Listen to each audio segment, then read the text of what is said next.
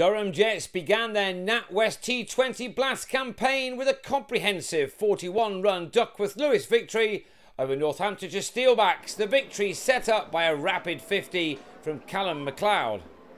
Put in on a gloomy evening at the Emirates Durham International Cricket Ground, the home team lost their captain Mark Stoneman, who was bowled by Rory Kleinfeldt to the game's fourth ball with only one extra on the board.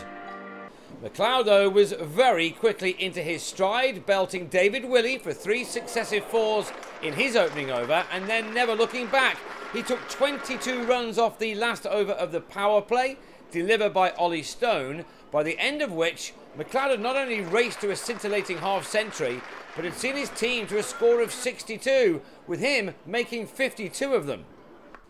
His 50 arrived off only 24 balls, and incredibly, he'd found the boundary 11 times from those.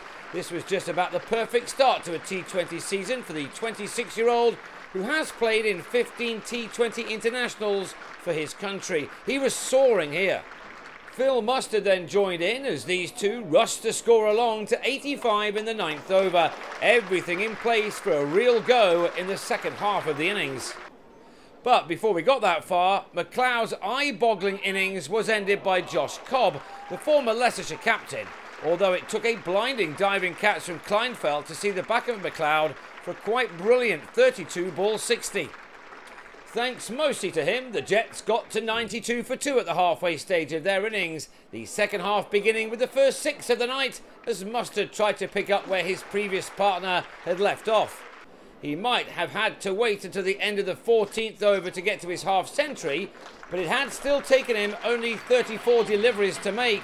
From those he'd struck 6 fours and that one maximum. Alas, he was out to the next ball he faced, finding Willey at long off as Cobb struck a second time.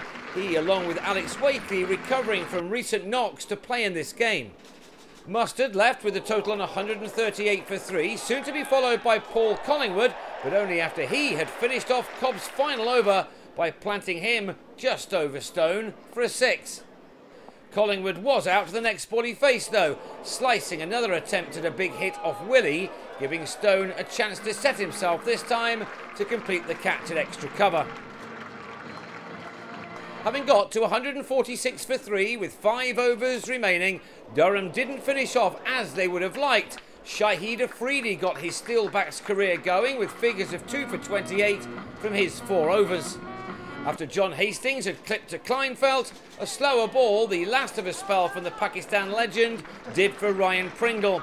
Afridi had done his job well with the ball as the home side were pegged back, making only 28 runs off their last 30 balls. The last over cost 6 and included 2 more wickets.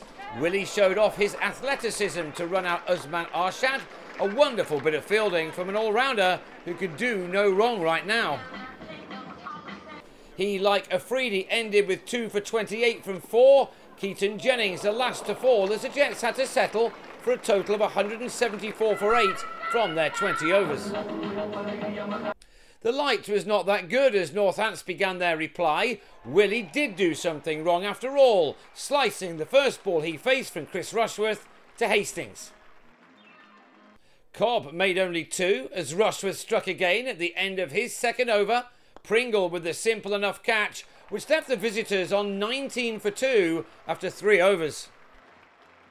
An over later, they were 3 down on 29. Wakely bowled by a nip-backer from Arshad via a thin inside edge to depart for a second ball duck.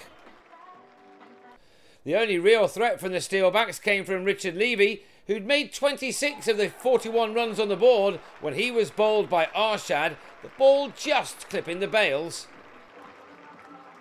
And before another run had been added, Adam Rossington sliced Collingwood's second delivery to deep cover after making 9. Rushworth hardly having to move an inch to complete the dismissal.